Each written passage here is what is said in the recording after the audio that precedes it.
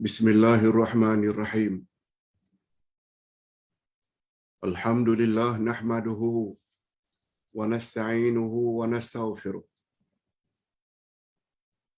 Wa na'udzu billahi min shururi anfusina wa min sayyiati a'malina. Man yahdihillahu fala mudilla lahu wa man yudlil fala hadiya lahu. Ashhadu an la ilaha illallah wahdahu la syarika lahu wa ashhadu anna Muhammadan abduhu wa rasuluh la nabiyya ba'dah. Allahumma salli wa sallim ala nabiyyina Muhammad wa ala alihi wa sahbihi ajma'in, amma ba'd.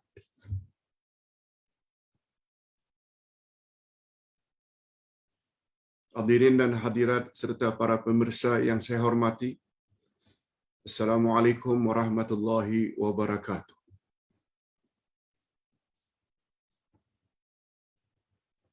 Alhamdulillah, kita bersyukur kehadirat Allah Azza wa Jalla. Sekali lagi pada pagi ini kita telah diberi oleh Allah peluang untuk menambah lagi ilmu-ilmu agama berdasarkan kitab ke arah memahami Al-Quran dan Al-Hadis jilid 3, pelajaran yang ke-71, giliran ayat Al-Quran di bawah tajuk tata krama atau adab terhadap Rasulullah sallallahu alaihi wasallam.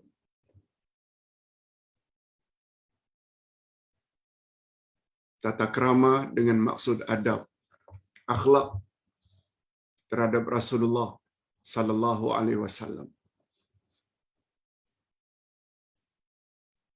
Untuk membahas bab ini, kita merujuk kepada ayat 1 hingga 3 dari surat Al-Hujurat.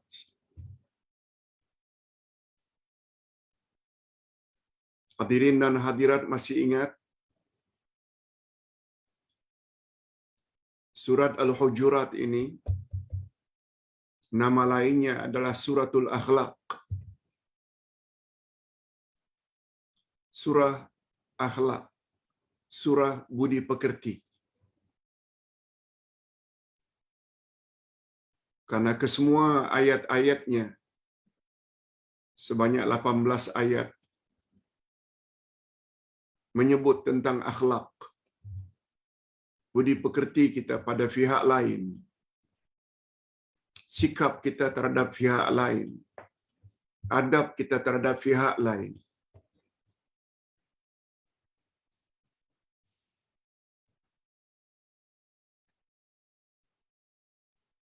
Dalam surat Al-Akhlaq atau surat Al-Hujurat ini,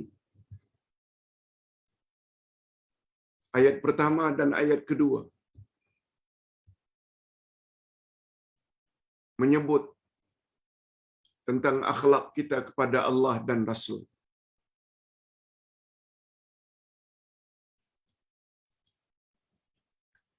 Jangan batasi makna akhlak hanya terhadap manusia kepada manusia lain.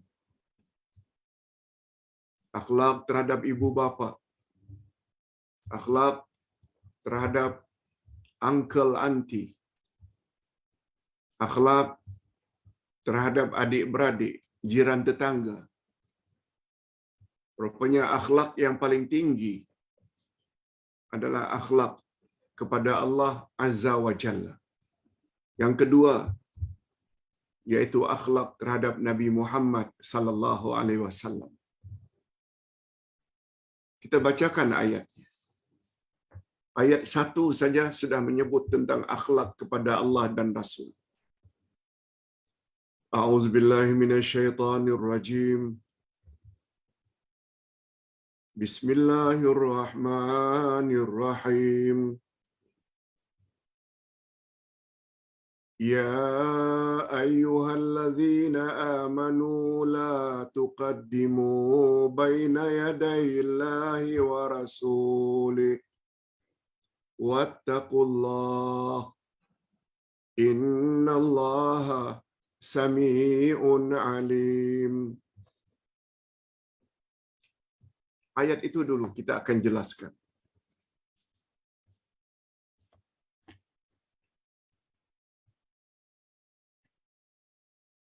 Makna ayat. Hai orang-orang yang beriman,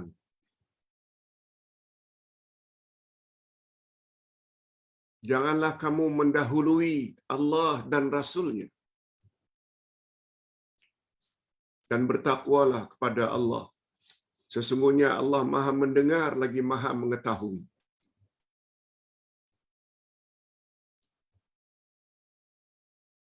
Ayat ini Allah Subhanahu wa taala tujukan kepada orang beriman. Sebab ayat ini diawali dengan ya ayyuhalladzina amanu. Allah tidak awali dengan ya ayyuhan nas.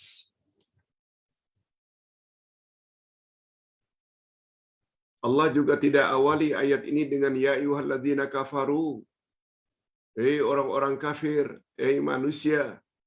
Nah, tapi ayat ini diawali dengan ya ayyuhalladzina amanu. Orang-orang yang beriman. Oleh sebab itu kita yang mengaku diri mukmin, mukminah,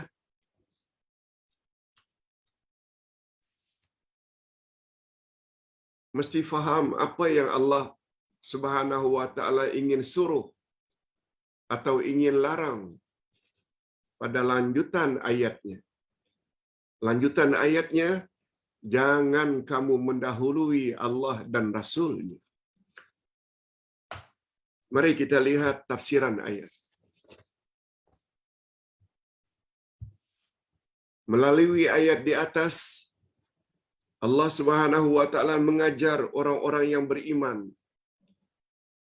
dua macam adab kalau mereka berhadapan dengan Rasulullah sallallahu alaihi wasallam.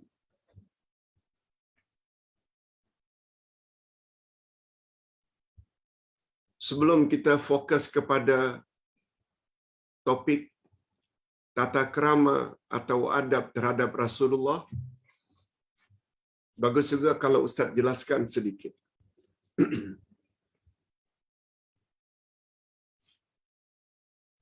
Sebab Ustaz sudah tulis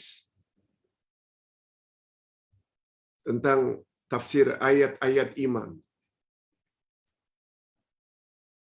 Yang paling banyak panggilan Allah di dalam Quran adalah ya ayyuhalladzina amanu, orang-orang yang beriman.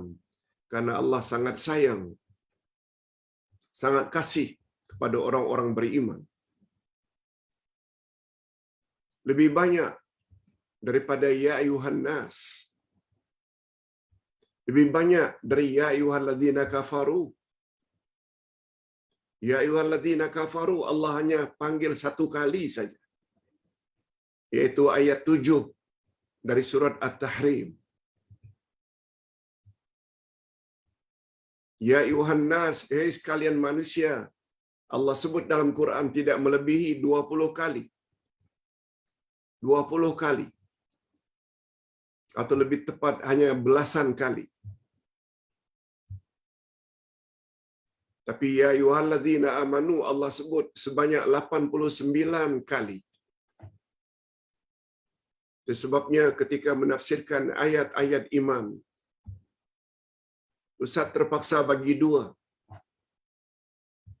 Tafsir ayat-ayat iman juz pertama, jilid pertama, volume pertama, dan yang kedua.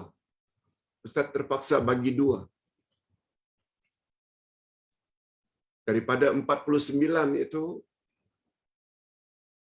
daripada 89 itu, juz yang pertama, Ustaz masukkan di dalamnya 45. 45. Juz yang kedua 44. Jadi 45 tambah 44 sama dengan 89. hampir seimbang.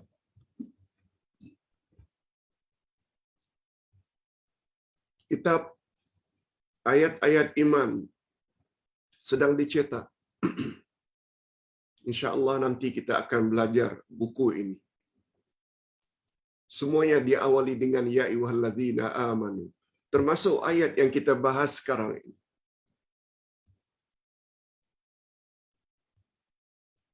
Ya ayyuhalladzina amanu la tuqaddimu baina yadayillahi wa rasulih. Hei orang-orang yang beriman, jangan kamu mendahului Allah dan Rasul-Nya. Kita disuruh berakhlak, beradab kepada Allah dan Rasul.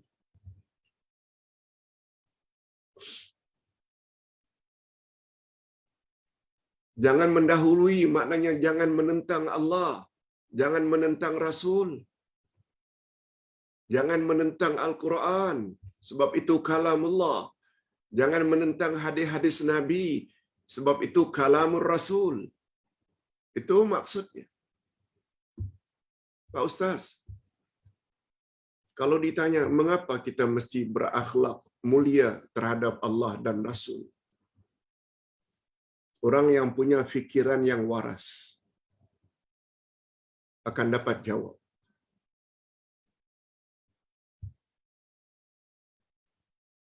Mengapa kita mesti berakhlak mulia, beradab kepada ibu bapa? Ada tak kaitannya? Ada tak kaitannya jasa mereka yang sangat banyak? Walaupun mereka bukan pencipta yang hakiki, tapi mereka penyebab kita zahir di atas muka bumi. Walaupun bukan mereka secara hakiki yang memberi kita makan, minum, pakaian, membiayai kita ke sekolah, tapi mereka penyebab yang menyalurkan rezeki daripada Allah, beri kita makan, minum. Lebih-lebih lagi ibu sanggup tidak tidur malam karena menjaga anak, melahirkan anak, berjuang antara hidup dengan mati. Si bapa pula berhadapan dengan ombak yang besar sebagai nelayan.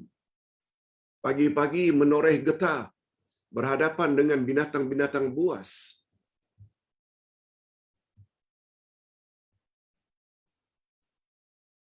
Kalau kita tahu demikian jasa kebaikan mak bapak pada kita, kita dipanggil sebagai anak yang tidak beradab bila tidak berakhlak mulia kepada ibu bapa. Bahasa kasarnya, kurang adab. Lebih kasar lagi, kurang ajar kepada ibu bapa. Nah, Allah Subhanahu wa taala yang menganugerahkan kita segala-galanya. Lebih-lebih lagi bila faham nama Allah yang kita bahas semalam,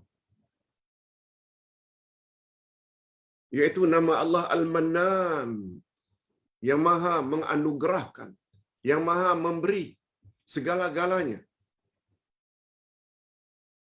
Kita dicipta oleh Allah dalam bentuk yang sempurna, lengkap, cantik, handsome, ganteng, lawa.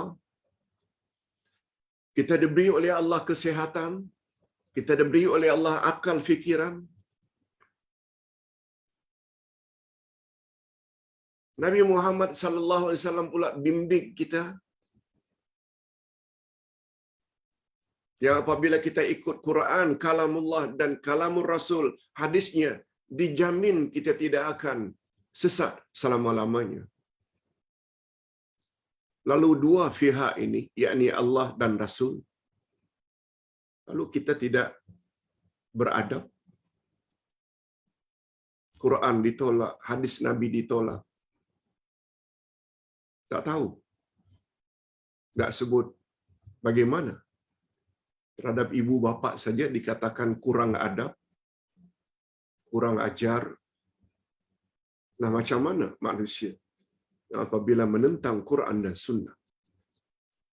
Fikir-fikirkan. Jadi surat Al-Hujurat yang nama lainnya Suratul Akhlaq, pertama-tama memerintahkan kepada orang beriman, jangan kamu mendahului Allah dan Rasul.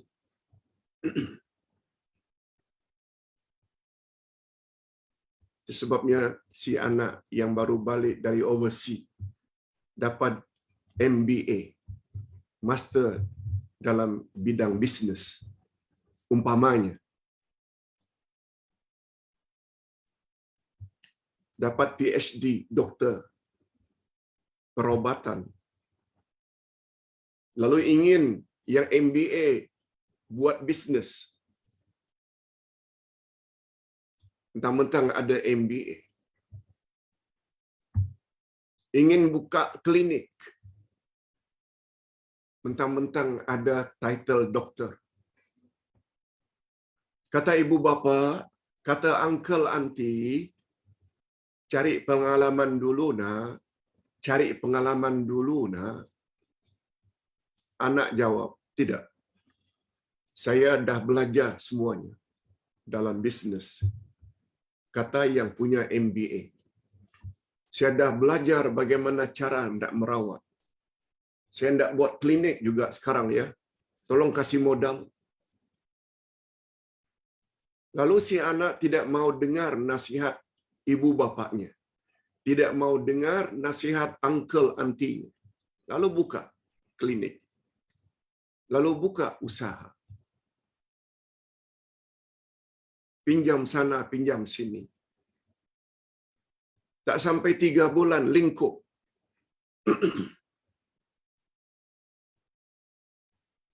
Ibu bapa, uncle auntie akan kata, itulah nak. Jangan mendahului orang tua. Jangan mendahului orang tua. Maknanya, jangan tolak nasihat orang tua. Istilah jangan mendahului, maknanya tak mau ikut. Begitulah lebih kurang. Begitulah lebih kurang. Nasihat daripada Allah Subhanahu wa taala. Orang-orang beriman, jangan kamu mendahului Allah dan Rasul. Apa maknanya? Begitu pemahamannya. Okey. Itu sekedar selingan, tapi itu mustahak. Itu sebabnya kita yang faham ajaran Nabi Muhammad sallallahu alaihi wasallam, kita tidak mudah dengar pendapat-pendapat seseorang. Kalau pendapat itu tidak dirujuk kepada kalam Allah Al-Quran dan kalam Rasul, itu pihak yang bijak.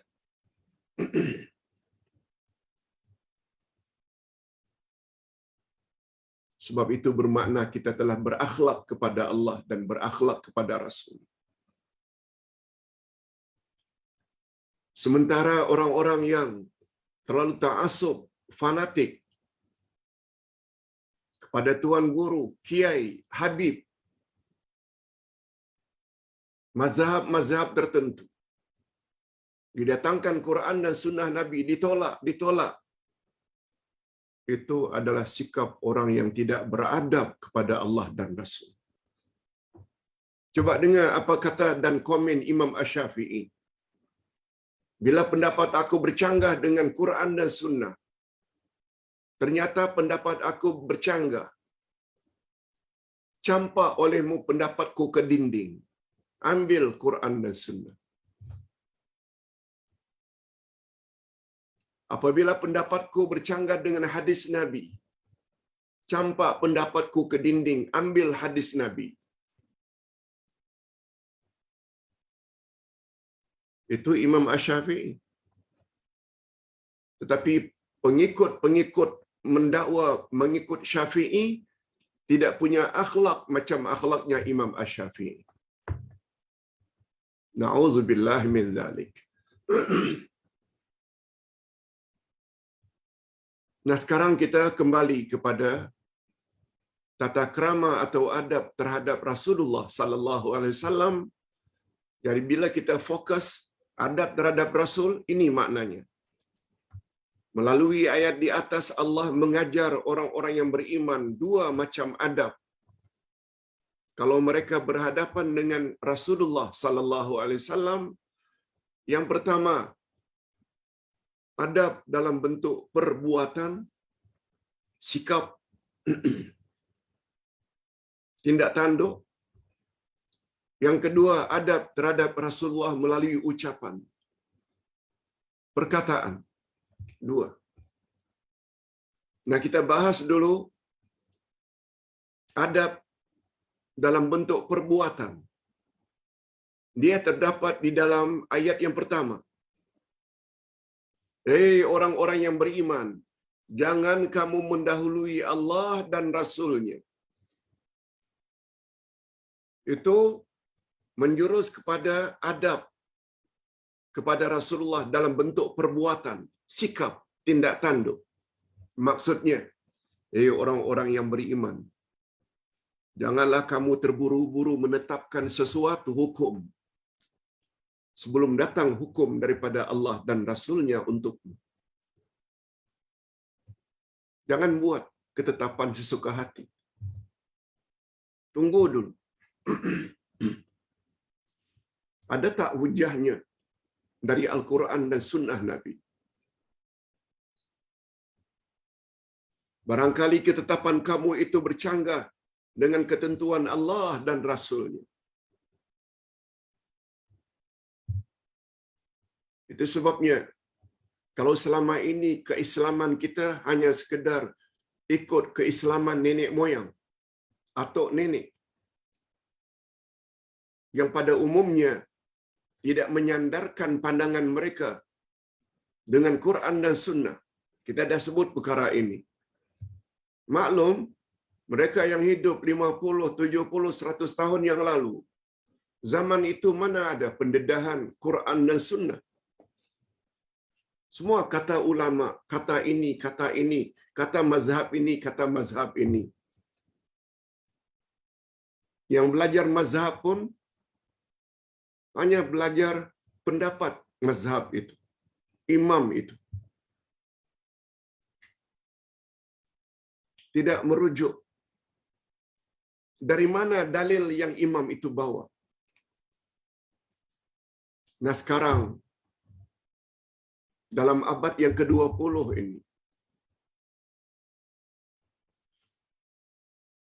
kita diberitahu oleh orang yang belajar Quran, tahu tafsir, orang yang belajar akidah, orang yang belajar hadis Nabi, bawa ayat Quran, bawa hadis Nabi. Tidak. Kami hanya akan ikut apa yang kami warisi dari nenek moyang. Itu di antara orang yang tidak ada adab terhadap Allah dan Rasul. Nenek moyang dia lebih utamakan daripada apa kata Allah, apa kata Rasul. Ustaz pernah sebut sebelum ini, apa kata Allah di dalam surat Al-Ahzab ayat 36?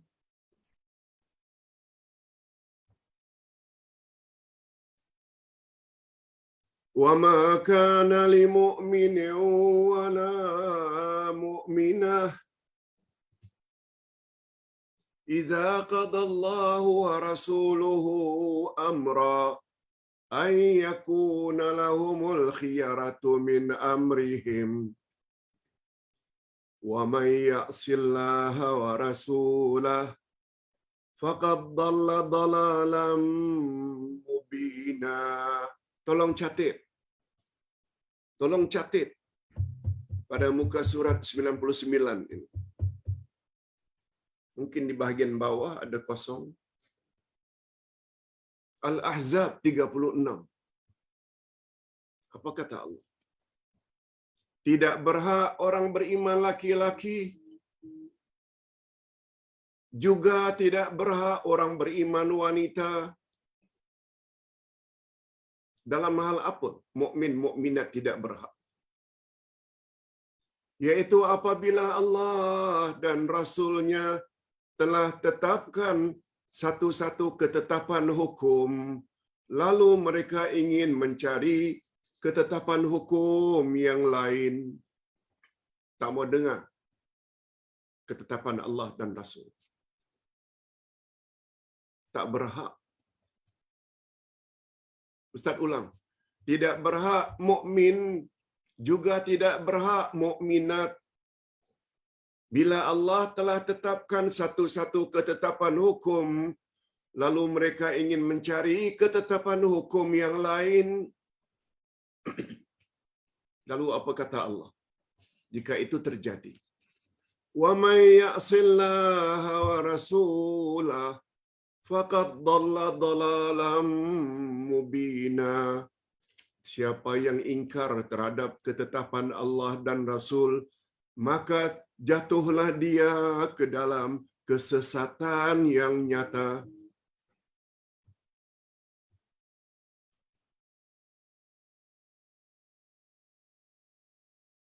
Wa may ya'sillaha wa rasulah faqad dhalla dhalalan mubina. Bukan dalalan saja yang maknanya sesat, mubina, clear, nyata sesatnya. Bukan ustaz yang cakap. Allah yang cakap. Bukan ustaz yang cakap. Mereka itu sesat. Allah yang cakap. Tak percaya? Lihat ayat 36 Al-Ahzab. Ini ada kaitannya dengan topik kita pada pagi ini. Jangan coba-coba tolak ketetapan Allah dan ketetapan Rasul. Sebab bila menolak itu bermakna anda tidak berakhlak terhadap Allah dan Rasul. Di dalam ayat ini Allah menyuruh orang-orang yang beriman agar melaksanakan apa yang disuruh oleh Allah dan menjauhi larangannya, dan melaksanakan apa yang disuruh oleh Rasul-Nya dan menjauhi larangan Rasul. Mereka semestinya tunduk dalam semua hal kepada ketentuan-ketentuan Allah, iaitu dengan mengikuti atau ittiba' Rasulullah sallallahu alaihi wasallam.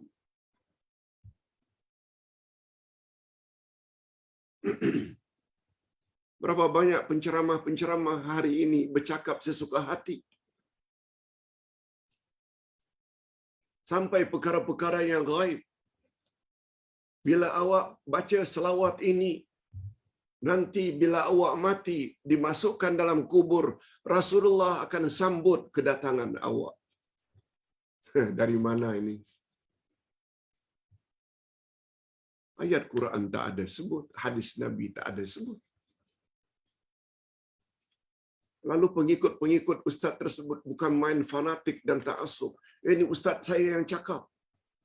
Padahal Allah tak cakap, Rasul tak cakap. Apalagi menyangkut perkara gaib. Perkara gaib ini urusan akidah.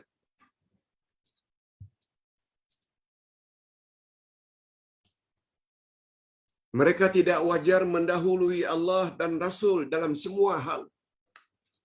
Ustaz tadi dah sebut. Ayat berapa? Al-Ahzab. Ayat 36. Mereka jangan hendaknya berbuat atau melaksanakan amalan apapun melainkan selaras dengan ketentuan Allah dan Rasul-Nya.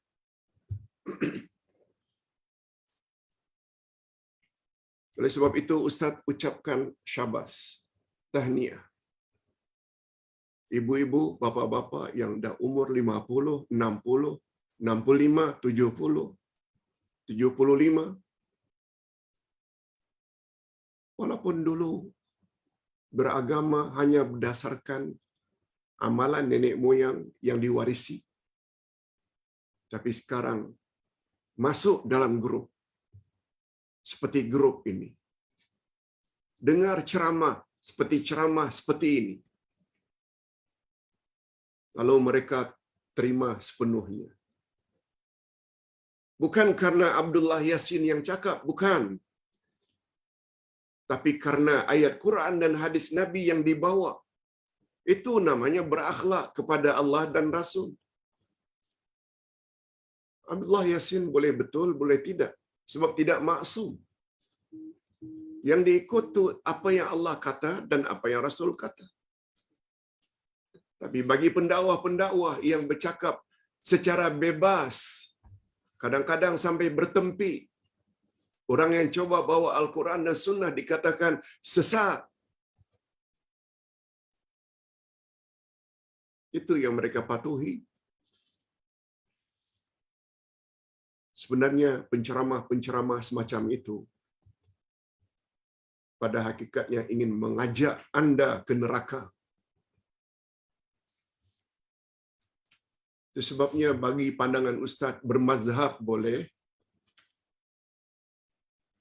respek dan hormat tuan-tuan guru boleh, malah dianjurkan.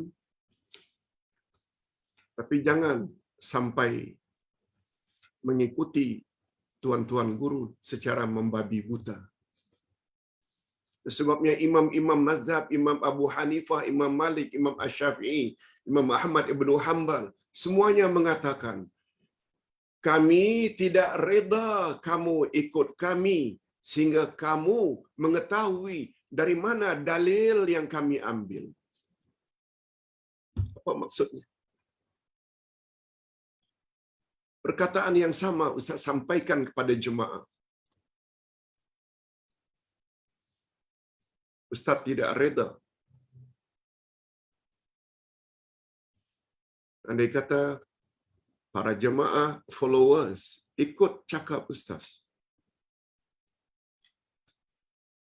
sehingga followers jemaah mengetahui dari mana dalil yang Ustaz gunakan.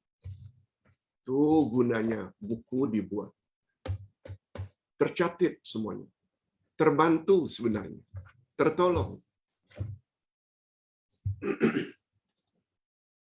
Yang penting ada dalil. Islam agama dalil, bukan agama ikut-ikutan. Islam agama yakin, bukan agama agak-agak. Hadirin dan hadirat rahimakumullah. Ini dijelaskan lagi oleh Nabi sallallahu alaihi wasallam dalam hadis sahih. La yu'minu ahadukum hatta yakuna hawahu taba'an lima ji'tu bihi. Tidak beriman lagi salah seorang kamu sehingga kamu sesuaikan hawa nafsumu dengan ajaran yang aku bawa. Kita ada nafsu seks. Layanilah nafsu seksmu. Tapi dengan kawin, ada wali, ada saksi, ada ijab, ada kabul. Mesti ada pasangan. Laki-laki dengan wanita, wanita dengan laki-laki. Bukan wanita dengan wanita, bukan laki-laki dengan laki-laki. Bukan pula kawin laki-laki dan wanita, tapi tidak ada ijab kabul. Tetapi tidak ada wali, tidak perlu saksi. Malah tidak diwajibkan memberi nafkah kepada pasangan.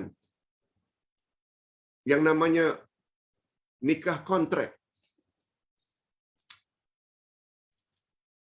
Yaitu panggilan untuk istilah nikah muta'ah ala syiah. Nikah juga. Tapi itu adalah zina peringkat tinggi. Nikah muta'ah tidak perlu wali. Nikah muta'ah tidak perlu saksi. Hati-hati dengan ajaran Syiah. Sebab salah satu dari pegangan mereka boleh kahwin berapa banyak pun yang namanya nikah Syiah, nikah muta'ah. Ingin kaya silakan, tapi ikut cara yang betul. Mesti dari sumber yang halal, bukan mencuri, bukan riba, bukan rasuah. Nabi kata, la'natullahi 'ala rashi wal murtashi. Allah mengutuk, Allah melaknat orang yang makan rasuah dan orang yang memberi rasuah. Nafsu. Semua orang ingin kaya raya. Tapi caranya mesti betul. Itu maksud hadis ini. Kita hendaknya memiliki sikap seperti sikap sahabat Nabi, yaitu Muaz bin Jabal ketika beliau dikirim untuk jadi governor di Yaman. Coba tengok percakapan Nabi dengan Muaz bin Jabal. Kata Nabi, "Wahai Muaz, sesampaimu ke Yaman nanti sebagai governor, kamu bila menetapkan hukum berdasarkan apa?" Muaz jawab, "Kitabullah, Al-Quran." Andai kata perkara yang kamu handle itu tidak tertera hukumnya dalam Quran, kamu akan berpandukan apa? Muaz jawab, dengan sunnah Rasulmu, dengan sunnah Nabi, dengan sunnahmu ya Rasulullah. Nabi tanya lagi, andai kata perkara yang kamu tidak selesaikan itu tidak terdapat secara nyata dalam Quran dan sunnah Nabi, lalu kamu akan mengambil keputusan hukum berdasarkan apa? Aku akan berijtihad, aku akan gunakan faktor akalku yang waras berdasarkan semangat Quran dan Nabi, hadis. Yang ketiga, ijtihad. Menggunakan logika akal yang selari dengan semangat Quran dan Sunnah. Lalu apa respon dan reaksi Nabi? Nabi tepuk dada Muaz, menandakan persetujuan. Mendengar jawapan itu, lalu Rasulullah sallallahu alaihi wasallam menepuk dada Muaz sebagai tanda reda baginda kepadanya, dan baginda pun bersabda. Apa kata Nabi setelah mendengar jawaban Muaz? Pertama, berdasarkan ayat Quran. Kalau tak ada, berdasarkan hadis Nabi. Kalau tidak ada dari kedua-duanya, Quran dan Sunnah, beliau akan gunakan ijtihad.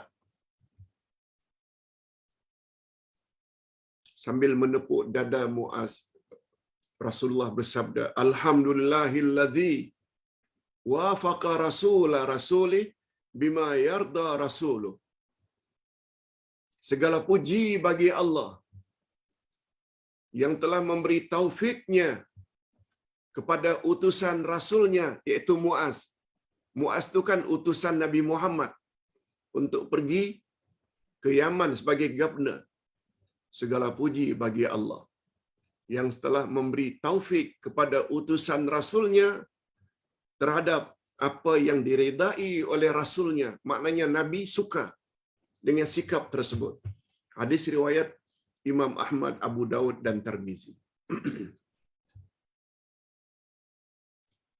Macam itu cara kita berakhlak kepada Rasulullah sallallahu alaihi wasallam. Jadi ayat di atas mengandungi larangan yang amat keras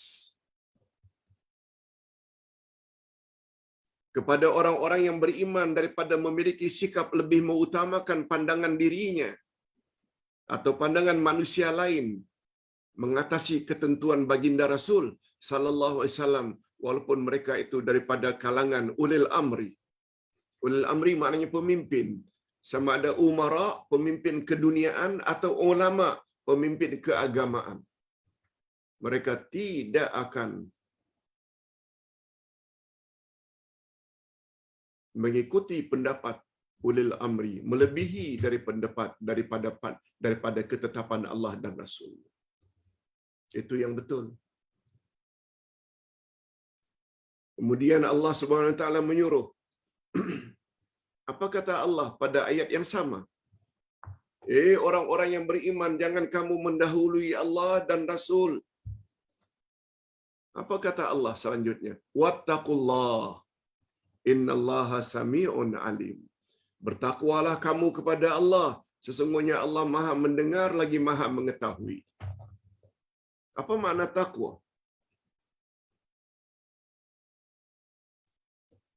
Talaq bin Habib berkata, makna takwa kepada Allah ialah mentaati ketentuan Allah sambil mengharap ganjaran pahala daripadanya.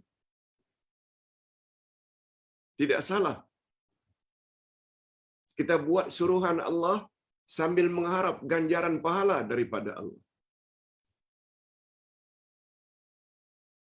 Dan meninggalkan perkara-perkara maksiat dengan taufik Allah karena takut akan siksaan Allah. Boleh. Oleh sebab itu pendapat yang mengatakan bila kamu beribadat mengharap ganjaran, ibadatmu tidak akan diterima oleh Allah.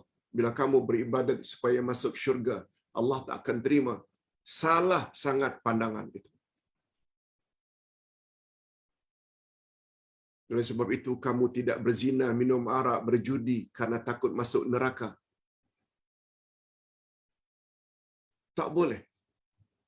Itu makna awak tidak ikhlas pada Allah. Pandangan tersebut yang menurut setengah-setengah ulama akidah itu adalah pandangan wali Allah yang bernama Rabi'ah Al-Adawiyah. Wali Allah dari kalangan wanita.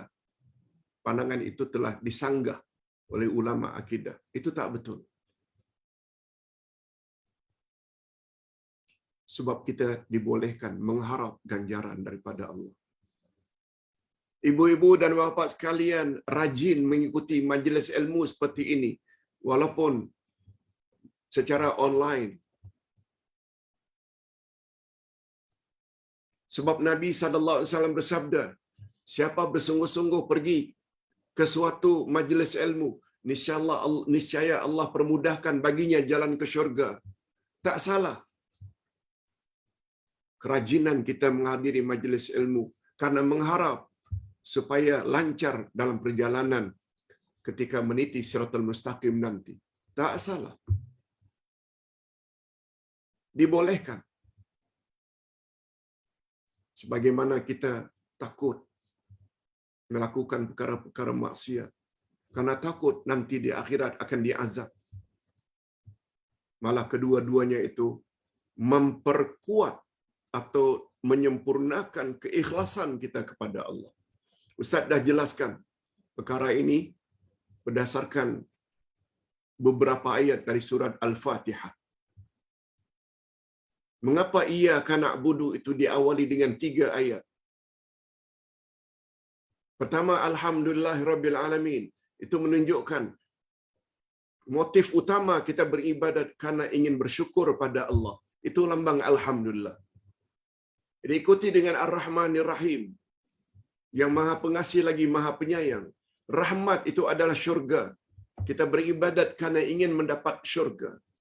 Maliki Yaumiddin pula itu melambangkan kita takut kepada Allah, khasnya pada hari berbangkit nanti. Nah, motif yang ketiga yang tersirat di dalam Maliki Yaumiddin, kita beribadat karena kita takut akan azab Allah. Sila baca buku Ustaz yang sedang dicetak sekarang ini, ulang cetak, tapi dibuat beberapa penambahan-penambahan, yaitu dalam kitab tafsir surat Al-Fatihah. Allahu Akbar.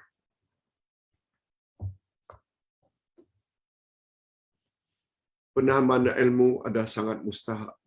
Penambahan ilmu terutama yang berkaitan dengan akidah, dengan ibadat yang berpaksi pada Quran dan Sunnah sangat mustahak.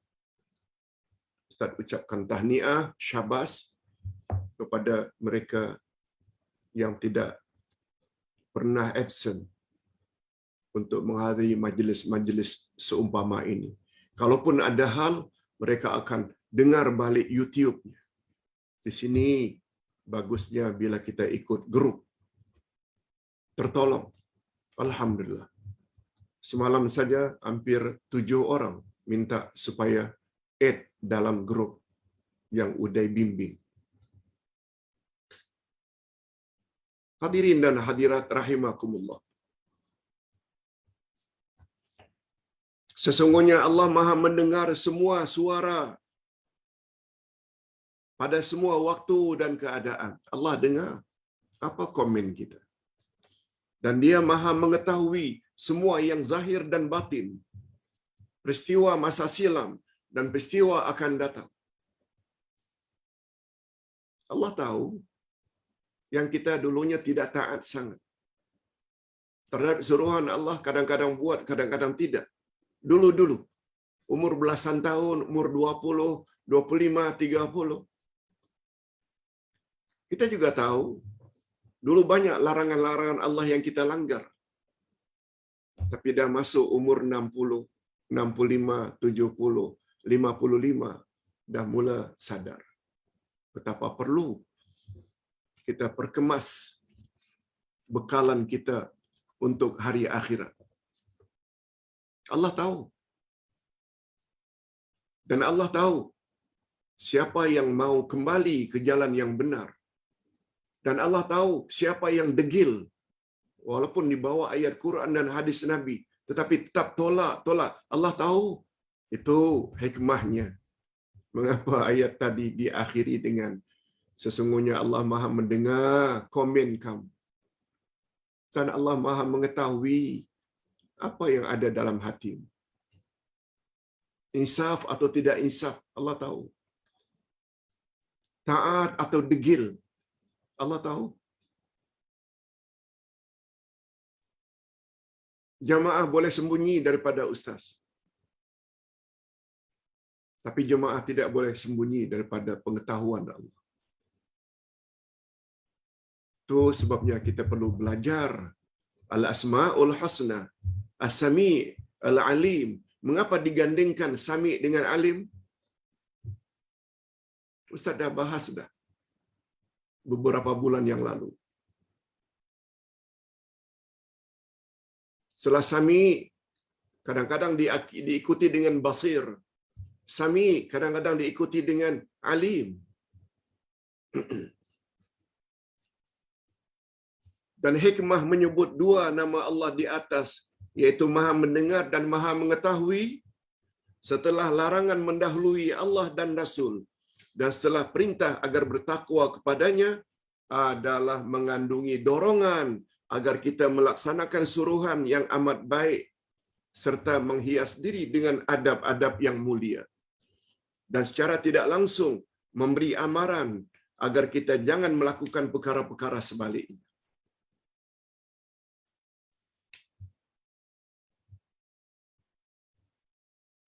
Itu sebabnya dalam ilmu tafsir ada istilah mantuk, ada istilah mafhum. Mantuk itu apa yang tersurat. Apa dia yang tersurat di sini Pak Ustaz? Tersurat. Dinyatakan oleh Allah. Orang-orang beriman, jangan kamu mendahului Allah dan Rasul, dan bertakwalah. Apa dia mafhum Pak Ustaz? Secara tersirat? Secara tersirat daripada larangan jangan mendahului Allah dan Rasul, itu tersurat jangan mendahului Allah dan Rasul, maka tersiratnya patuhilah Allah dan Rasul. Tersiratnya patuhilah Quran dan Sunnah. Itu maksudnya. Apa yang tersirat di dalam wattaqullah, mantuknya tersurat, buat suruhan Allah, buat suruhan Rasul. Jauhi larangan Allah, jauhi larangan Rasul. Itu makna ittaqullah. Tersiratnya, iaitu terbaliknya, jangan sampai suruhan Allah, suruhan Rasul kamu tidak buat. Jangan sampai larangan Allah dan Rasul kamu langgar. Yes. Sebab Allah tahu segala-galanya. Masya Allah. Untuk membahas satu ayat ini saja, kita memerlukan sampai 50 minit. Okey. Kalau tadi kita dah sebut adab terhadap Rasul ada dua. Satu dalam bentuk perbuatan, kita dah bahas dah lebih kurang 50 minit. Nah, apa pula maksudnya? Kita hendaklah berakhlak mulia kepada Rasul dalam bentuk ucapan, perkataan. Adab dalam bentuk ucapan Ini tersirat di dalam ayat yang kedua. Ya ayyuhalladzina amanu la tarfa'u aswatakum fawqa sautin nabi. Orang-orang yang beriman. Coba lihat berurutan. Ya ayyuhalladzina amanu ayat 1. Ayat 2 pun diawali dengan ya ayyuhalladzina amanu. Orang-orang yang beriman, jangan kamu meninggi suara mengatasi suara Nabi. Sebagaimana kamu bercakap dengan sesama kamu. Orang-orang yang beriman, janganlah kamu meninggikan suaramu lebih dari suara Nabi. Dan janganlah kamu berkata kepadanya, jangan bercakap pada Nabi dengan suara yang keras, sebagaimana kerasnya suara sebahagian kamu terhadap sebahagian yang lain. Maksudnya, jika baginda Rasul sallallahu alaihi wasallam berkata, kamu jangan berkata. Kalau Nabi sedang bercakap, kamu jangan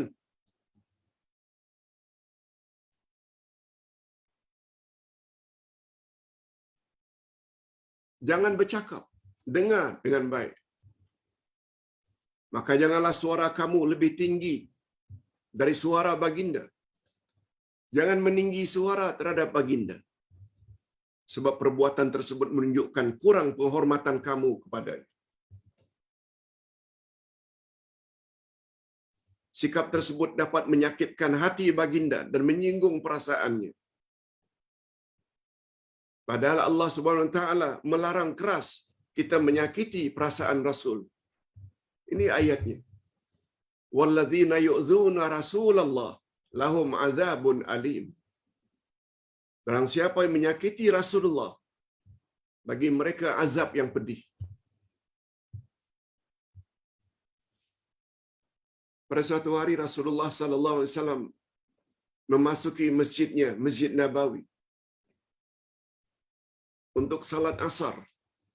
Ini sebagai tambahan. Nabi dapati beberapa sahabat sedang tidur waktu asar. Waktu dah masuk. Nabi serba salah. Tak bangunkan ke tidak? Tak bangunkan ke tidak? Nabi menjenguk beberapa kali dari tingkap, dari jendela masjid. Lalu nampak Sayyidina Ali datang. Begitu datang, kata Nabi, Ali, kau bangunkan kawan-kawanmu yang sedang tidur itu. Ali tanpa tanya mengejutkan sahabat yang sedang tidur. Setelah selesai salat asar, Ali muskil. Mengapa ya Rasulullah yang senantiasa ingin berbuat baik, termasuk mengejutkan sahabat yang sedang tidur untuk salat berjamaah? Mengapa suruh saya? Itu muskilnya. Lalu baginda dengan sopan, Sayyidina Ali dengan sopan mendatangi baginda, ya Rasulullah, Tuhan orang yang sangat suka berbuat baik. Mohon maaf kalau saya tanya, bukan saya enggan mengikuti perintah Tuhan. Bukan. Sama sekali tidak. Tapi saya ingin tahu rahasianya. Mengapa Tuhan suruh saya? Tidak Tuhan sendiri yang bangunkan mereka.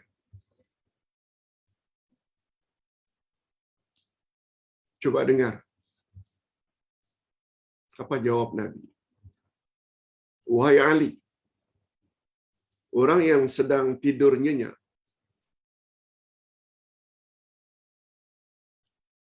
bila mereka dibangkitkan, kadang-kadang dalam keadaan tidak sadar, mereka akan mengeluarkan kata-kata yang tidak elok. Andai kata itu terjadi, Kata-kata tidak elok itu ditujukan padaku. Dosanya tak sama. Bila kata-kata yang sama itu ditujukan kepada kamu. Jadi aku tidak mau gara-gara aku akhirnya mereka mendapat murka Allah. Itu sebabnya aku suruh kamu saja yang bangkitkan. Oh, macam itu kata Rasul. Coba lihat macam mana akhlak Rasul. Itu sebabnya kadang-kadang ibu bapa mengejut anaknya untuk salat subuh. Yang punya bilik sendiri. Diketuk pintu, nak, bangun nak, salat subuh. Lalu dibentak oleh anak dari dalam. Tahulah mak, kan belum habis waktunya. Tak sama. Bentakan anak tersebut sambil meninggikan suara pada ibu atau ayah tak sama. Apabila mak dan ayah tadi suruh adik-beradiknya, nah, kamu bangunkan adikmu itu, atau abangmu, atau kakakmu. Jangan mak bapak. Kalau memang macam itu yang terjadi, karena nilai bentakan anak kepada teguran mak bapak jauh lebih besar dosanya sekedar bentakannya kepada abang atau adik atau kakak. Macam itu. Kalau kita boleh ambil pengajaran daripada sikap Nabi Muhammad sallallahu alaihi wasallam. Allahu akbar. Allahu akbar. Itu sebabnya terhadap ibu bapa atau nenek, uncle, auntie, mereka punya kedudukan tersendiri di sisi Allah Azza wa Jalla. Tak sama dengan adik-beradik. Hadirin dan hadirat, adab kita kepada baginda bukan hanya diwajibkan ketika baginda masih hidup. Ini lagi. Malahan setelah baginda wafat pun kita mesti beradab dan bersopan. Bersopan santun kepada baginda dan dilarang menyakitinya. Di antara adab-adab tersebut, pertama, kita tidak meninggikan suara ketika kita ziarah kubur Nabi di Madinah. Jangan terpekik terlolong. Cukup. Assalamualaikum ya Rasulullah. Assalamualaikum ya Habib Allah. Perlahan saja. Jangan terpekik. Tolong. Itu sebabnya, bapak-bapak dan ibu-ibu serta para pemirsa, khasnya yang sedang ada di Madinah sekarang ini, atau di Mekah, khasnya di Madinah, di atas kuburan Nabi itu tertulis ayat, Ya ayyuhalladzina amanu la tarfa'u aswatakum fawqa sautin Nabi. Jadi orang-orang beriman, jangan kamu meninggi suara melebihi daripada suara Nabi. Begitu tertera. Cuma yang baca itu tak faham. Sebab tak ada terjemahannya. Sampai begitu. Yang kedua, kita mesti beradab kepada baginda. Kita tidak menolak hadisnya atau meragukan kejujuran baginda. Termasuk. Yang ketiga, mengutamakan hadisnya daripada pandangan ulama. Itu termasuk adab. Yang keempat, bersalawat ke atasnya jika nama baginda disebut. Termasuk adab. Telah bersabda Nabi Muhammad, kita pun sambut sallallahu alaihi wasallam. Tidak mencaci isteri-isteri baginda dan sahabat-sahabat baginda. Jangan dicaci.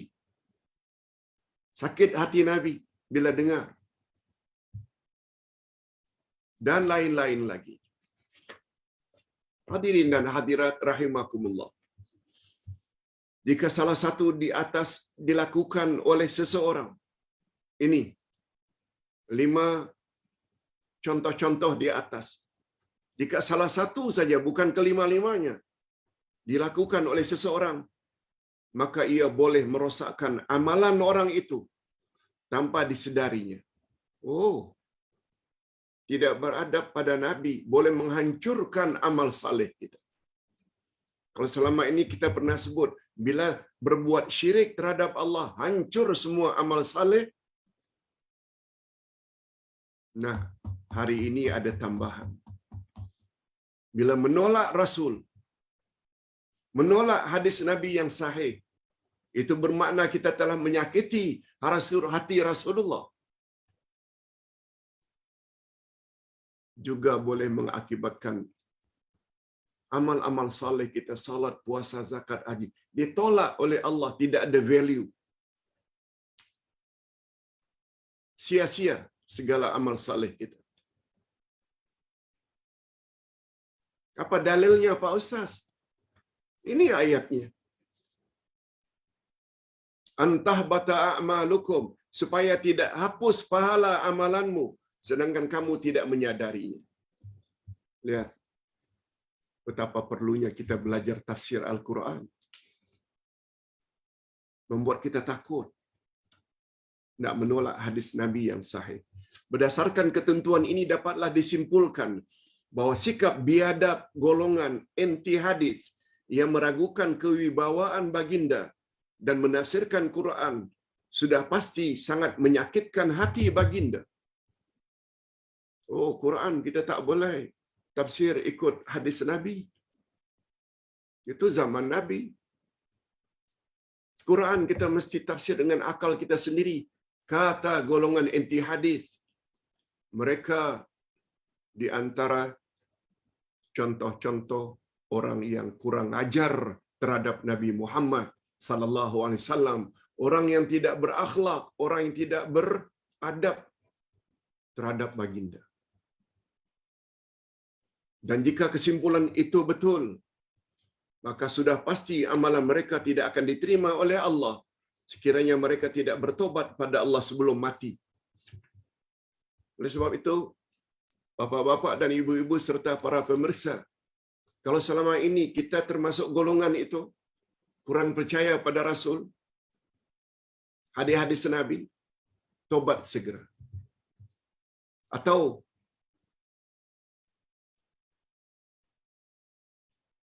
kita punya uncle, punya auntie, adik-beradik yang cenderung kepada golongan anti hadis. Golongan anti hadis ini akan jadi orang yang liberal. Masalah poligami dipertikaikan.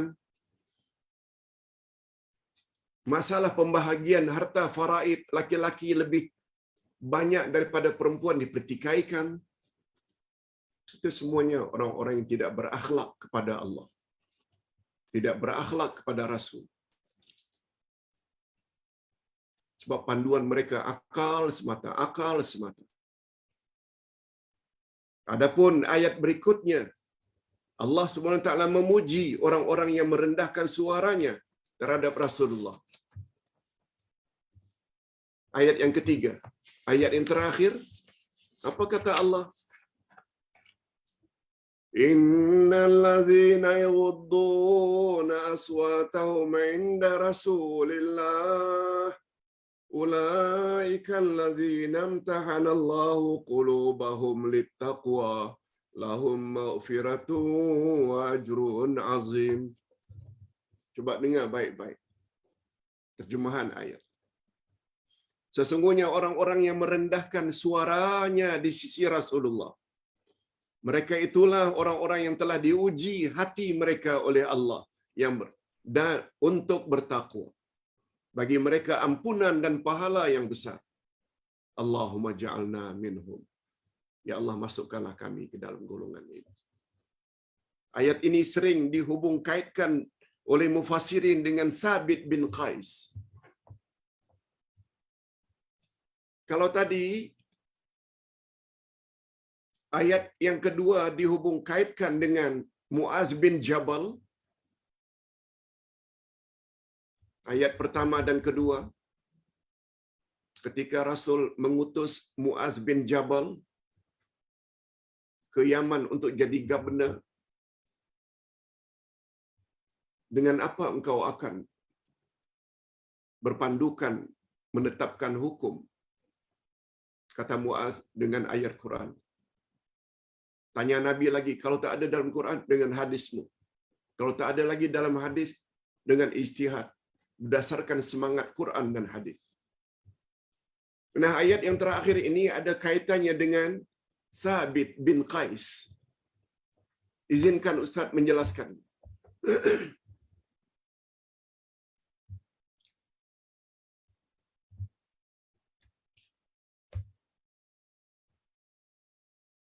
Setelah beberapa kali Nabi memberi ceramah atau tazkirah, Nabi perasan Sabit bin Qais tidak hadir beberapa kali. Coba lihat perhatian Rasul pada sahabat. Tak ikut majlis ilmu yang Rasul adakan beberapa kali saja, Rasulullah dah tanya, mana Sabit bin Qais tak hadir beberapa kali? Apakah dia sakit? Supaya kita ziarah. Apakah dia musafir? Supaya kita doa keselamatannya. Sahabat menjawab, tidak ya Rasulullah. Dia tidak musafir, dia juga tidak sakit. Oh, tolong kamu bila jumpa Sabit bin Qais, beritahu bahwa aku, kata Nabi, ingin jumpa dia. Singkat cerita, Sabit bin Qais pun datang. Apa kata Nabi? Mengapa kamu tidak hadir majlis tazkirah atau ceramah beberapa kali?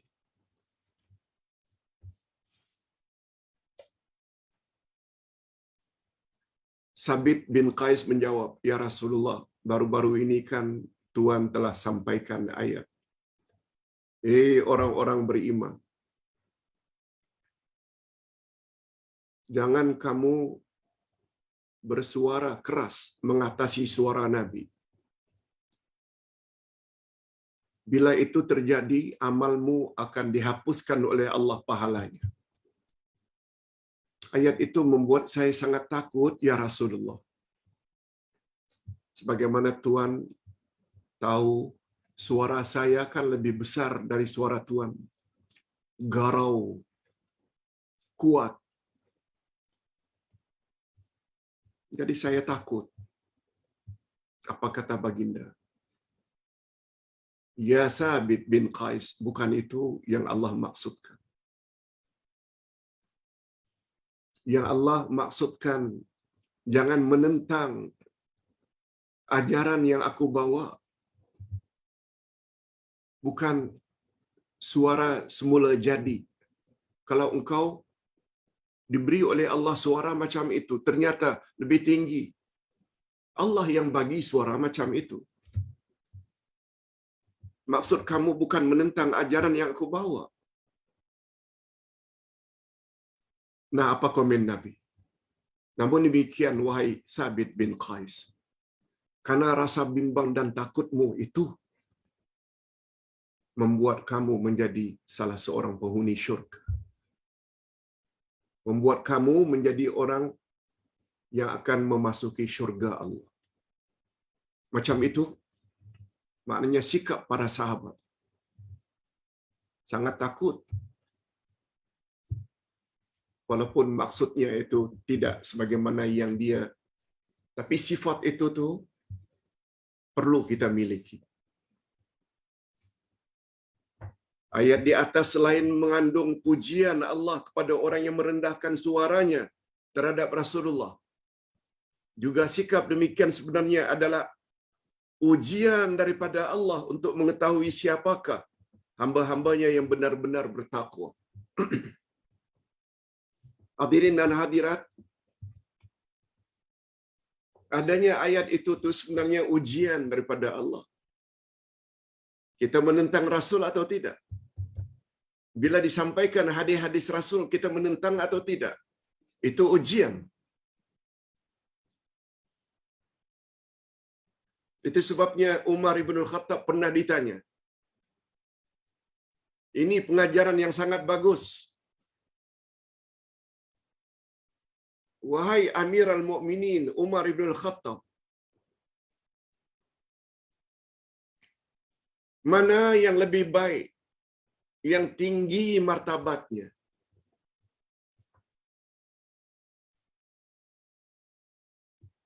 Orang yang tidak ingin melakukan dosa, lalu dia tidak melakukan dosa.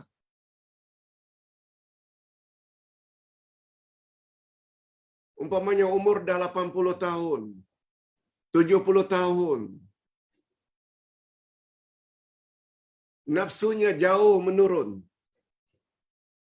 tak ada keinginan untuk melakukan perkara-perkara tak senonoh, zina ke, liwat ke, lesbian ke,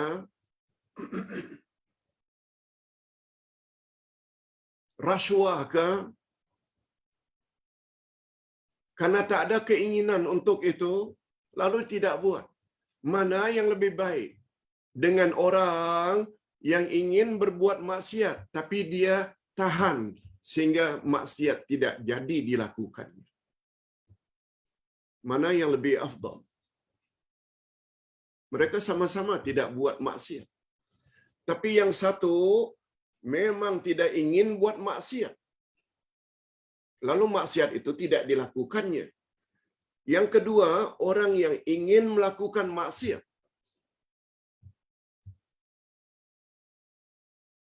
lalu dia tahan keinginannya sehingga tidak membuat maksiat. Umar ibn Khattab jawab, orang yang ada keinginan untuk buat maksiat, tapi dia tahan dan halang sehingga tak jadi, itu adalah lebih baik. Lalu Umar pun membaca ayat 3 dari surat Al-Hujurat ini. Apa bunyi ayat itu? Bunyi ayat itu, sesungguhnya orang-orang yang merendahkan suaranya di sisi Rasulullah, mereka itulah orang-orang yang telah diuji hatinya oleh Allah untuk bertakwa. Diuji oleh Allah. Bagi mereka ampunan dan pahala yang besar. Mereka itulah orang-orang yang diuji oleh Allah. Umar pun baca ayat ini, menunjukkan kita yang berada di kota,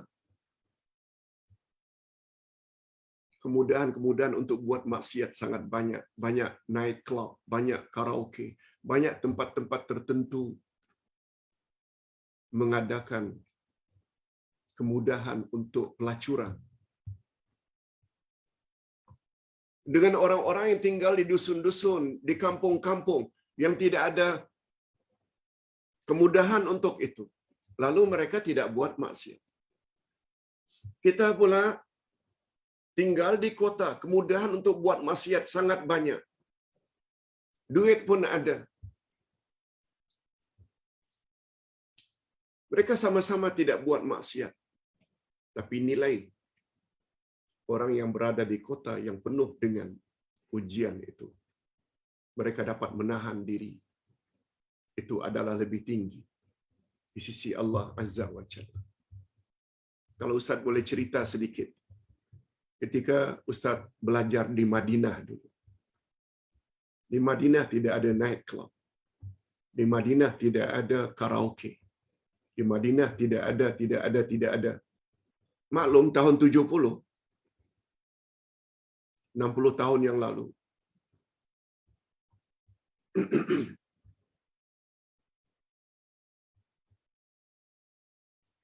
Lalu kita pun student tidak buat perkara-perkara tak senonoh. Karena kemudahan itu tidak wujud.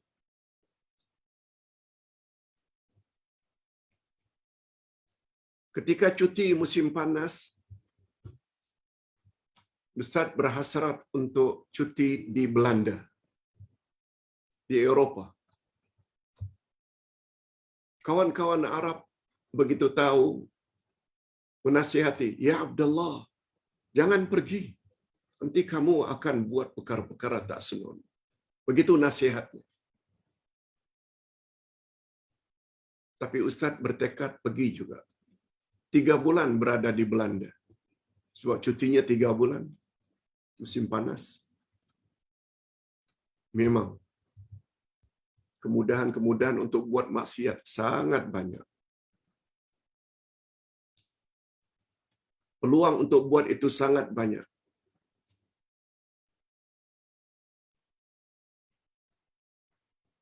Tapi kita dapat halang sehingga tidak terlibat.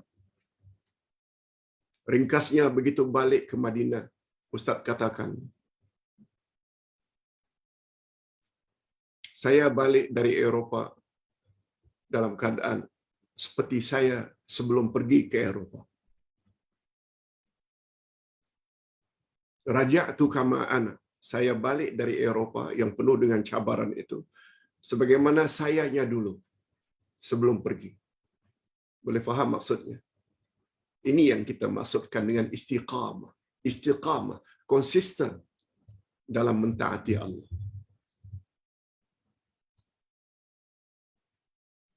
Tinggi tak nilai seseorang yang apabila berada di tempat yang penuh dengan ujian, lalu dia dapat halang dirinya tidak terlibat. Itu lebih besar. Kawan-kawan yang tidak buat perkara tak senonoh di Madinah, karena kemudahan untuk itu tidak wujud. Faham-fahamlah maksud Ustaz. Mudah-mudahan kita semua termasuk ke dalam golongan orang-orang yang senantiasa konsisten mentaati Allah dan Rasul, melebihi dari segala-galanya. Ustaz kira sampai di sini dulu sesi yang pertama. Ustaz ingin sambung dengan soal jawab beberapa soalan yang ingin Ustaz sampaikan. Semampu yang boleh. Di sini Ustaz batasi 3 saja. Pak Ustaz, betulkah salat Aid, apakah Idul Fitri atau Idul Adha, khas untuk lelaki saja? Kalaupun wanita, hanya dibolehkan orang yang sudah lansia, lanjut usia, umur 70, 60 ke atas.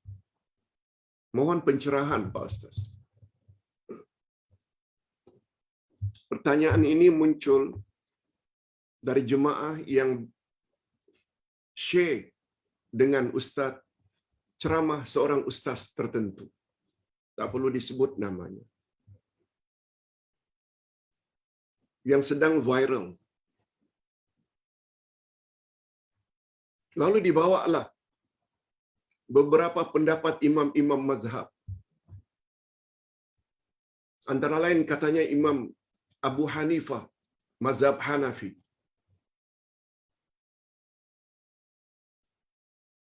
Begitu juga mazhab-mazhab yang lain. Di mana kesimpulannya semua mereka tidak menggalakkan wanita pergi salat Idul Fitri atau Idul Adha.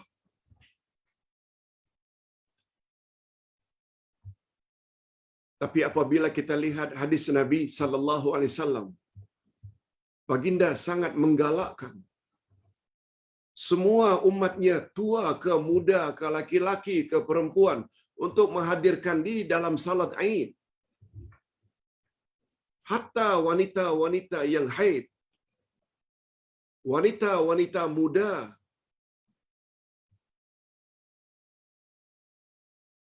Salat Aid di zaman Nabi adalah di tanah lapang. Itu sebabnya hari ini di Madinah ada namanya Masjid Ghamamah. Ghamamah maknanya awan. Tanah lapang. Di tanah itu dibina masjid namanya Masjid Awan Ghamamah di Madinah. Apa sejarahnya, Pak Ustaz, masjid itu dinamakan Masjid Awan atau Ghamamah? Di tapak masjid itulah dulunya tanah lapang yang Nabi gunakan untuk salat Idul Fitri, Idul Adha.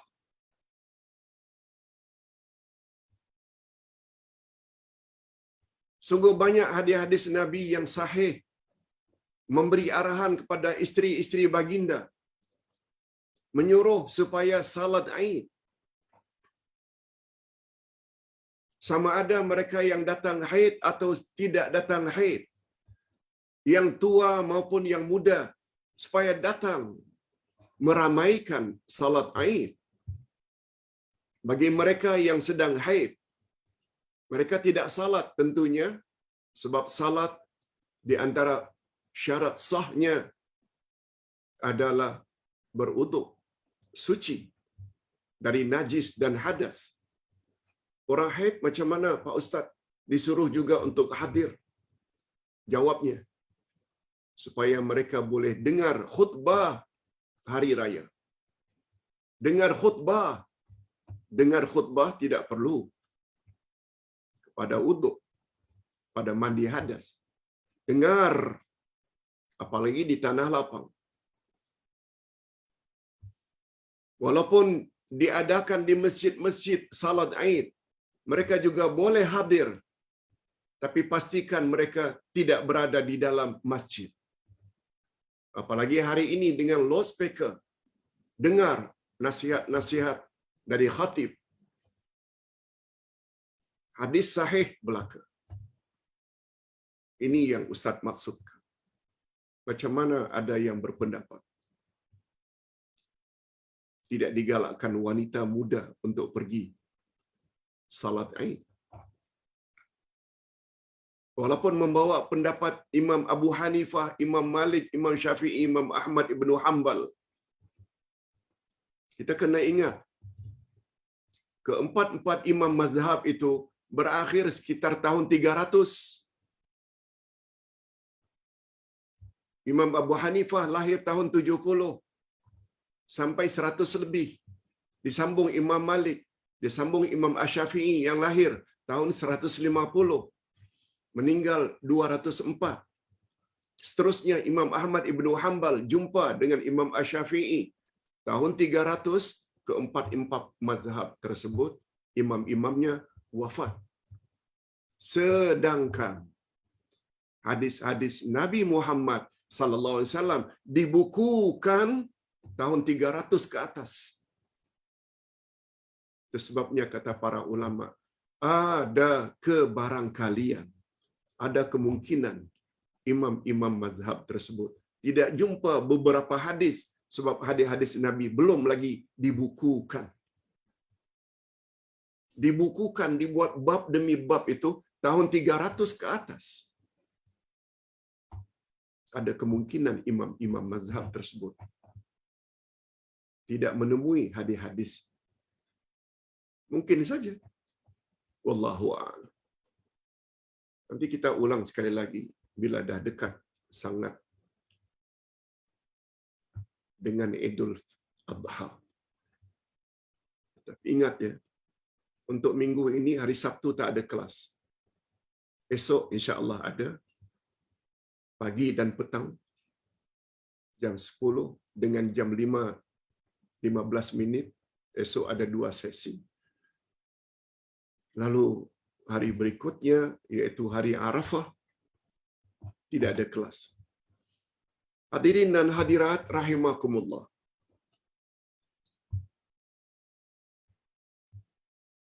Soalan yang kedua. Pak Ustaz, kawan saya selalu minta tolong dari sudut keuangan. Pertanyaan saya ini ada kaitannya dengan nama Allah Al-Mannan.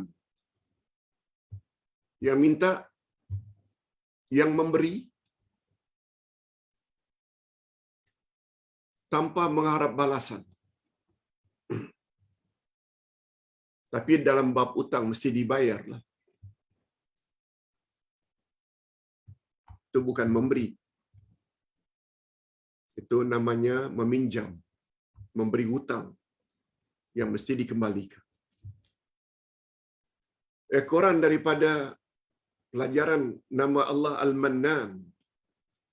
Saya ingin tanya Pak Ustaz, ada kawan saya itu selalu minta duit pada saya. Tak henti-henti minta, habis minta, habis minta. Lalu saya pun katakan kepadanya, saya kalau beri awak ikan,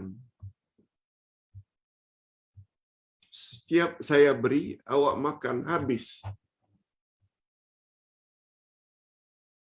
Bukankah lebih baik kalau dibagi joran, kail, pancing? Kamu boleh pancing. Bila-bila masa, setiap itu insya Allah kamu akan dapat ikan. Berkepanjangan. Lebih lama kamu akan dapat manfaat bila saya bagi joran. Lalu dia tuduh saya perli dia. Lalu dia tuduh saya yang selama ini suka bantu dari sudut keuangan, saya perli dia, saya hina dia. Minta pandangan Pak Ustaz. Jawabannya, apa yang saudara sebut itu sudah betul. Menurut kacamata Islam. Walaupun itu adalah peribahasa Cina, kata Dr. Yusuf Al-Qaradawi dalam kitabnya Fiqhul Awlawiyat, fikih keutamaan. Bagus buku itu, kalau jumpa sila beli. Bahasa Arabnya Fiqhul Awlawiyat. Kalau di Indonesia sudah diterjemahkan dalam bahasa Indonesia. Ustaz tak pasti apakah ada di Malaysia. Ketika membahas fikih keutamaan, mana dalam Islam ini kita perlu utamakan? Dalam Islam, ukuran sesuatu itu tidak senantiasa sama. Ada yang wajib, ada yang sunat. Betul tak? Buat yang wajib lebih utama berbanding yang sunat. Sesuai dengan definisinya. Sunat, bila buat dapat pahala. Bila tidak dibuat atau ditinggalkan tak berdosa. Wajib, tak macam itu. Buat dapat pahala, tinggal dapat berdosa. Haram dengan makruh juga beza. Maka muncul satu istilah fiqhul awlawiyat, fikih keutamaan. Nah, di antara perkara yang perlu diutamakan dalam hidup, kita hendaklah utamakan kepentingan orang ramai daripada kepentingan individu.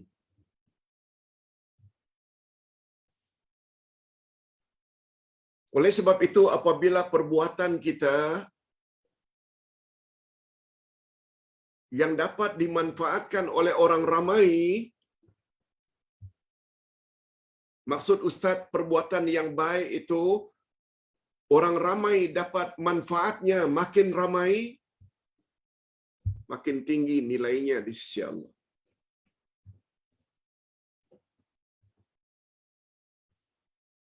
Itu sebabnya Ustaz suka kerja dakwah. Ustaz tidak merasa letih untuk buat kerja-kerja dakwah. Apa sebab? Sebab makin banyak orang dapat manfaat dari keberadaan kita, eksistensi kita, makin ramai orang dapat manfaat, itu lebih baik, makin baik. Itu sebabnya sudah sampai masanya dalam PKP, Ustaz lebih suka buat secara online. Sebab orang yang dapat manfaat dari ceramah kelas online lebih banyak daripada datangi kelas yang kadang-kadang 50 orang, kadang-kadang 75 orang. Tapi secara online, beribu-ribu orang boleh dapat manfaat daripada ceramah kita yang dijadikan YouTube. Beribu-ribu. Bukan hanya di Malaysia, tapi juga boleh dimanfaatkan orang dari Indonesia, dari Sydney, dari London, dari Washington, dari bermacam-macam. Makin ramai, makin baik. Yes.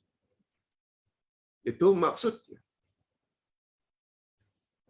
Ini kata Imam maksud Dr. Yusuf Al-Qaradawi memberi contoh,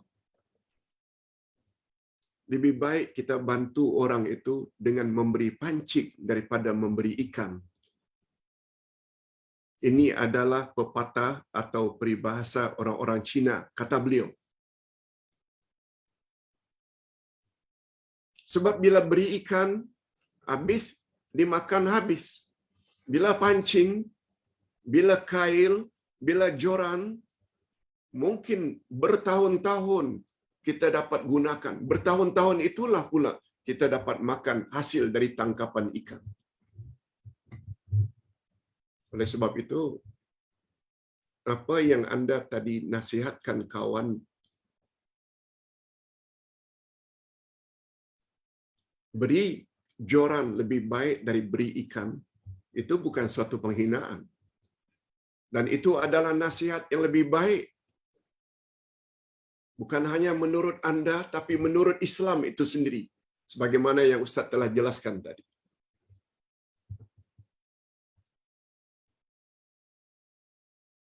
Itu sebabnya, bukan saja kuliah online, banyak orang dapat manfaat. Malah Ustaz tulis buku. Buku boleh sampai di mana-mana. Walaupun kita telah meninggal dunia, insya-Allah bila ada orang baca, kita dalam kubur akan dapat pahala. Makin banyak orang yang memanfaatkan karya kita, semakin banyak ganjarannya. Itu pandangan Islam.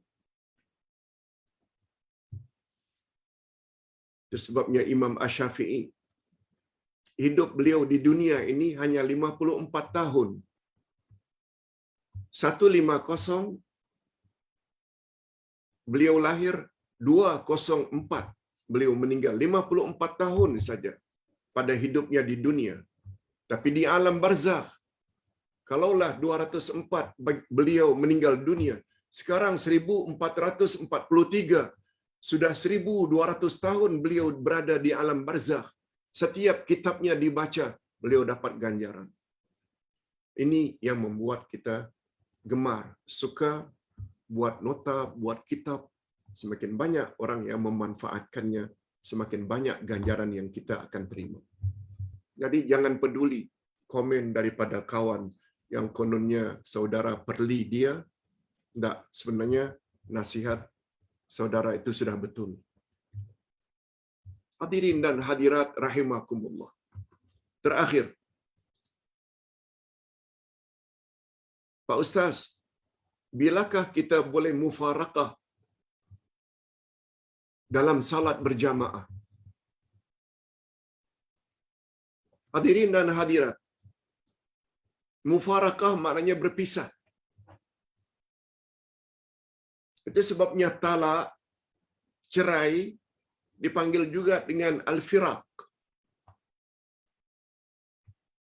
atau furqah, cerai, pisah. Al-farqu, beza. Itu dari sudut bahasa. Tapi menurut istilah agama, sama dengan makna bahasa. Kita yang salat berjamaah, lalu kita tidak ikut lagi imam. Itu namanya mufaraqah. Kita pisah dengan imam. Tapi kita kena ingat, kata para ulama, berpisah dengan imam ini ada 5 hukum. Ada wajib, ada sunat, ada haram, ada makruh, ada harus. Pembahasan ini sangat luas. Dan ini pembahasan ilmu fiqh. Jadi sempena pelajaran kita sekedar tafsir, Ustaz buat beberapa contoh saja. Jika imam itu telah melakukan perkara-perkara yang boleh membatalkan salat,